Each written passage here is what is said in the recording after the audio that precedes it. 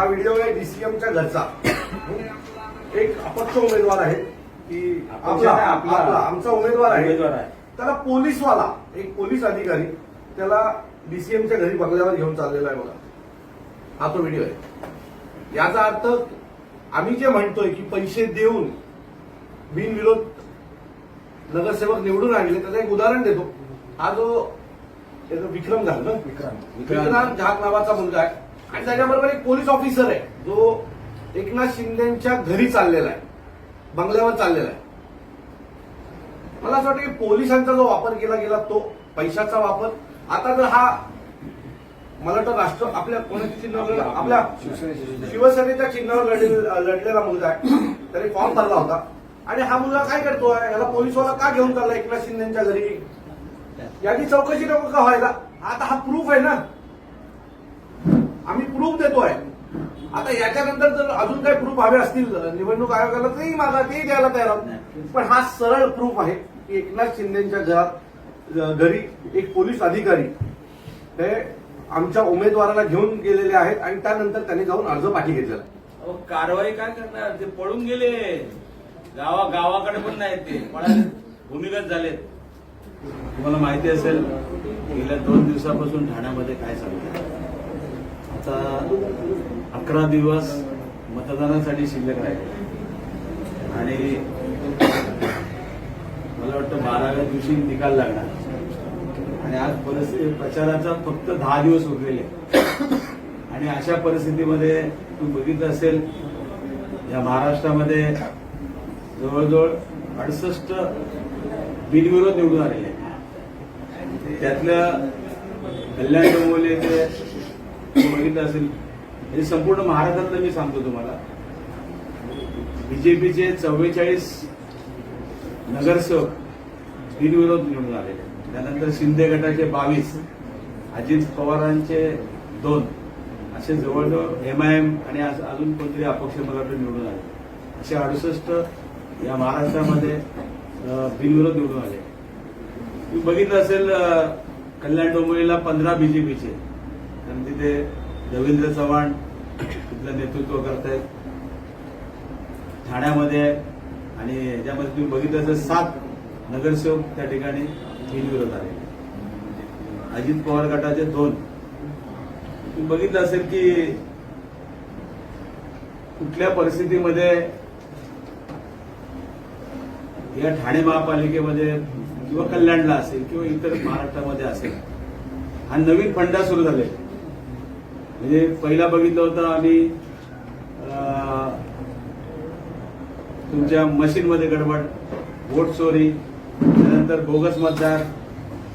आता एक महाराष्ट्रामध्ये नवीन प्रकार या ठिकाणी जिंकण्यासाठी म्हणजे इलेक्शनच्या अगोदरच त्या ठिकाणी पैसे देऊन, धमक्या देऊन, पोलीस यंत्रणा वापरून, त्याचबरोबर पैशाचा आमिष दाखवून कोट्यावधी रुपयेचा व्यवहार या ठिकाणी या संदर्भामध्ये झालेला आहे. संबंध तुम्ही जर बघितलं असेल 68 बिनविरोध आले, त्यातला एकही विरोधी पार्टीचा नाही. म्हणजे ना शिवसेना उद्धव बाळासाहेब ठाकरे गटाचा आहे किंवा महाराष्ट्र नवनिर्माण सेना असेल किंवा इतर पक्ष. म्हणजे तुम्ही कशा पद्धतीने हे जे सर्व षडयंत्र केलेलं आहे ते तुमच्या पण लक्षात आलं असेल. तुम्ही बघितलं असेल माझ्याकडे एक व्हिडिओ आहे, काढणं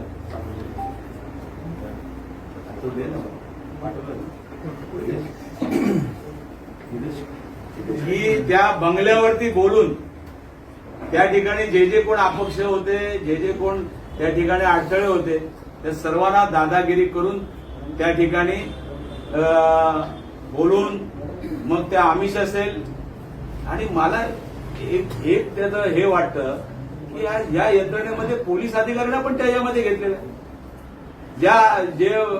जो अपक्ष ज्यांनी भरलाय त्याच्या बाहेर पोलीस बंदोबस्त, तो कुठे गेलाय, काय गेलाय, आणि म्हणजे हे तुमचं काम आहे का? आणि कशा पद्धतीने ही संबंध यंत्रणा या ठिकाणी राहत आहे. तुम्ही बघितलं अजून नोटाचा पर्याय शिल्लक आहे आणि तरी सुद्धा त्या ठिकाणी बिनविरोध डिक्लेअर केलं, पेपरला ऍड बीट त्या ठिकाणी आल्या. म्हणजे काय चाललंय काय? आणि अशी जर परिस्थिती झाली तर मला वाटतं निवडणुका कशाला घ्यायच्या. आता इकडे पैशाचा वापर करणार, आता ज्या काय उरलेल्या सीट्स आहेत तिथे सुद्धा पैशाचा वापर करणार.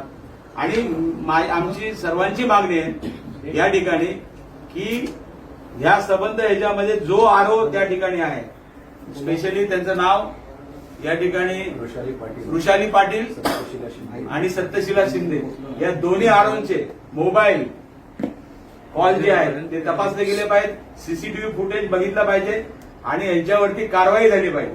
नुसती कारवाई नाही साहेब, या लोकशाहीचा खून या सर्व मंडळींनी केलेला आहे आणि त्याला साथ या अधिकाऱ्यांनी दिलेली.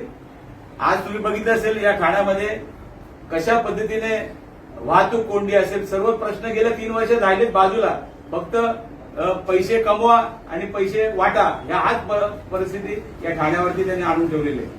म्हणून पहिली गोष्ट आमची पहिली मागणी आहे, या संबंध गोष्टीची चौकशी झाली पाहिजे. जे त्यामध्ये जे अधिकारी ज्यांनी ह्या घोषित केलेले आहेत त्याचे सर्व सीसीटीव्ही फुटेज पाहिजे आम्हाला.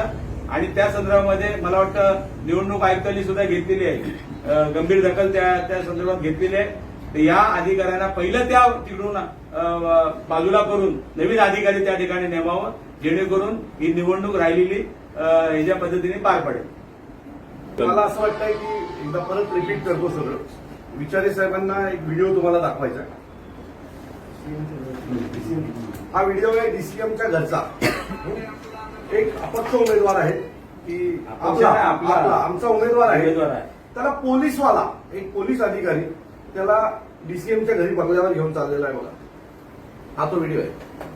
याचा अर्थ आम्ही जे म्हणतो पैसे देऊन बिनविरोध नगरसेवक निवडून आणले, त्याचं एक उदाहरण देतो. हा जो विक्रमनाथ घाट नावाचा मुलगा आहे आणि त्याच्याबरोबर एक पोलीस ऑफिसर आहे जो एकनाथ शिंदेच्या घरी चाललेला आहे, बंगल्यावर चाललेला आहे. मला असं वाटतं की पोलिसांचा जो वापर केला गेला तो पैशाचा वापर. आता जर हा मला वाटतं आपल्या कोणाच्या चिन्हावर, आपल्या शिवसेनेच्या चिन्हावर लढलेला मुलगा आहे, त्याने फॉर्म भरला होता आणि हा मुलगा काय करतो, याला पोलिसवाला का घेऊन चालला एकनाथ शिंदेच्या घरी, याची चौकशी नको का व्हायला. आता हा प्रूफ आहे ना, आम्ही प्रूफ देतोय. आता याच्यानंतर जर अजून काही प्रूफ हवे असतील निवडणूक आयोगाला तरी मागा, ते द्यायला तयार आहोत. पण हा सरळ प्रूफ आहे की एकनाथ शिंदेच्या घरी एक पोलीस अधिकारी हे आमच्या उमेदवाराला घेऊन गेलेले आहेत आणि त्यानंतर त्यांनी जाऊन अर्ज पाठी घेतलेला आहे. याचा देखील तुम्ही टाइम मॅच करू शकता की तो त्यांच्या घरी कधी गेला आणि तिकडनं अर्ज पाठी घ्यायला कधी गेला. सो या सगळ्या गोष्टी पाहता ही संपूर्ण निवडणूक ही मला असं वाटतं पैशानी आणि पोलीस यंत्रणेच्या दबावाखाली लढली जाते.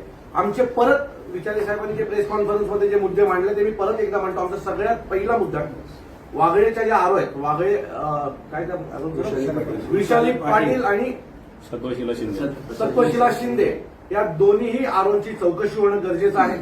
त्या दिवशी देखील त्यांनी आम्हाला सांगितलं माझ्याकडनं चुकी झाली, 11च्या आधी फॉर्म डिस्प्ले करायचे होते. त्यांनी 3:30 वाजता फॉर्म डिस्प्ले केले. 3:30 वाजता जो फॉर्म डिस्प्ले केला तो फॉर्म देखील चुकीचा होता असं तिचं मत आहे. त्याबद्दल तिने आमची माफी मागितली आहे. अशा प्रकारे जर एखादी अधिकारी निवडणूक यंत्रणा राबवत असेल तर ती चुकीची आहे. जे 3 बिनविरोध आले ठाण्यात, 4 की 5 बिनविरोध आले, त्याचे 3 बिनविरोध हे त्या महिलेच्या इथे आले.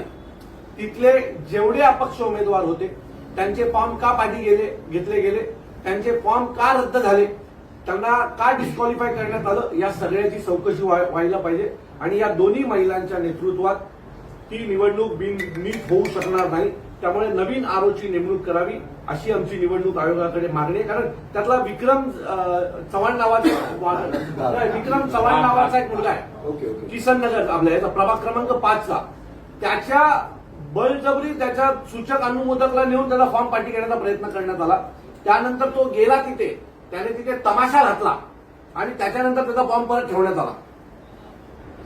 त्या मुलाने जाऊन तिथे व्हिडिओ बनवले, सोशल मीडियावर त्याचा व्हिडिओ आहे, तुम्ही सगळे पाहू शकता. आता याच्यापेक्षा जास्त आम्ही काय प्रूफ देणार लोकांना? आमच्या नगरसेवकांना 5-5 कोटीच्या ऑफर दिल्या गेल्या. हे 5 कोटी रुपये आले कुठं? म्हणजे मी आता विचारे साहेबांशी बोलत होतो, ते लोकसभा पण त्यांनी पाहिली आहे, विधानसभेचे देखील आमदार होते, ठाण्याचे महापौर होते. ते म्हणाले मी अनेक मुख्यमंत्री पाहिले, अनेक उपमुख्यमंत्री पाहिले, पण एवढा पैसा असलेला उपमुख्यमंत्री आम्ही पाहिला नाही. सो हा पैसा कुठनं आला? हा पैसा तुम्हाला सांगतो टेंडर विंडरमधनं एवढा पैसा येऊच शकत नाही. सो माझे साताराच्या गोडाऊनमध्ये जी काही घाट पडली त्या माध्यमातून पैसा येतोय का असा आमच्या मनात एक संशय आहे. त्याच्या बाबतीतही निष्पाप चौकशी व्हावी. ही आमची मागणी. आणखी एक महत्वाचा विषय साहेबांकडनं राहिला, तो विषय असा आहे की एक लेटरहेड आहे. हा लेटरहेड प्रताप सरनाईकांचा जो सरकारी लेटर आहे, आमदारकीचं ज्याला पत्र म्हणतं, मंत्री महोदयांचं जे लेटर असतं ज्याच्यावर लोकांची कामं केली जातात, अशी प्रशासकीय कामासाठी हा लेटरहेड असतो. त्याच्यावर आता पक्षाच्या नियुक्त्या करायला सुरू केलं या लोकांनी. म्हणजे प्रशासकीय लेटरहेडवर जर पक्षाच्या नियुक्त्या व्हायला पण लागल्या असतील तर तुम्ही विचार करा महाराष्ट्र शासन कुठपर्यंत खाली गेलेलं आहे. यांना सरकारच्या मंत्री म्हणून त्यांचे अधिकार माहिती आहेत का काय आहेत आणि त्यांच्या अधिकारात काय काय येतं हे त्यांना माहिती आहे का? तर असा लेटरहेड वापरून जर ते पक्षाच्या नियुक्त्या करतायत त्यांच्या, आता ह्या काय त्यांनी, मला असं वाटतं की एक तर पक्षाच्या त्यांनी जाहीर करावं पक्षाच्या नियुक्त्या आहेत की यांना कुठल्या कमिट्या दिल्या. हा त्यांचा मंत्रीपदाचा जो लेटरहेड आहे, आमदार म्हणून किंवा मंत्री म्हणून जो लेटरहेड आहे, त्याच्यावर अशा नियुक्त्या पक्षाच्या करता येत नाहीत, त्या संविधानाला धरून नाही आहेत. आणि मला वाटतं हे माझ्यापेक्षा उत्तम विचारे साहेब स्वतः सांगू शकतात, कारण ते आमदारही होते आणि खासदारही होते. जर अशा प्रकारे हे लोक माच करत असतील तर मला असं वाटतं की नक्की आम्ही ह्याच्या पुढे करायचं काय? प्रताप सरनाईकांनी एकतर जनतेची माफी मागावी ज्यांनी त्यांना निवडून दिले, आणि ते त्यांच्या लेटरहेडचा अशा गैरवापर करत असतील, त्यांची संघटना चालवण्यासाठी वापर करत असतील, किंवा या पदाधिकाऱ्यांना फसवण्याचं काम चालू आहे का? की बाबा त्यांना चिपकवायचंय, पक्ष सुटू नये, सोडू नयेत म्हणून त्यांना काहीतरी आतूर बातूर पदं द्यायची, की अशा प्रकारे ग्राही आहेत का? ही शिवसेनेने पण आम्हाला सांगावं की शिवसेना याच्यापुढे, शिवसेना म्हणजे शिंदे सेनेने जाहीर करावं की त्यांना हे चालणार आहे का? त्यांच्या पदाधिकाऱ्यांना सांगावं की त्यांना हे चालणार आहेत का अशा प्रकारचे नियुक्तीपत्र. सो या सगळ्या गोष्टी ज्या आहेत याच्या बाबतीत आजची आमची पत्रकार परिषद आहे. आरोनच्या बाबतीत निर्णय झाला नाही तर पुढच्या 2 दिवसात उद्यापर्यंत जर आरो बदलले गेले नाहीत तर आम्ही सगळे रस्त्यावर उतरू आणि त्याचा तीव्र विरोध हा निवडणूक कार्यालयाच्या बाहेर करू. आणि जोपर्यंत आम्हाला निर्णय मिळत नाही तोपर्यंत आमचं आंदोलन थांबणार नाही, ही आमची निवडणूक आयोगाला इशारा आहे.